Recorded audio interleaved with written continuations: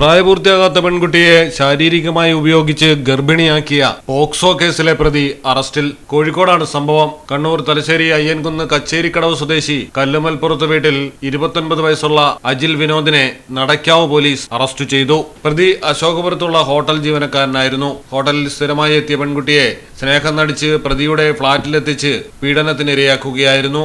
യുവാവുമായുള്ള ബന്ധം വീട്ടുകാർ അറിഞ്ഞതോടെ പെൺകുട്ടി വീട്ടിൽ നിന്നിറങ്ങി. വീണ്ടും ഹോട്ടലിലെത്തിയപ്പോൾ പ്രതി പെൺകുട്ടിക്ക് അരയിടത്ത് പാലത്ത് താമസ സൗകര്യം ഏർപ്പാടാക്കി. പിന്നീട് രാത്രിയിൽ പെൺകുട്ടിയെ ഹോസ്റ്റലിൽ നിന്ന് പ്രതിയുടെ താമസ സ്ഥലത്തേക്ക് കൊണ്ടുപോയി സ്ഥിരമായി ശാരീരികമായി ഉപയോഗിച്ചു.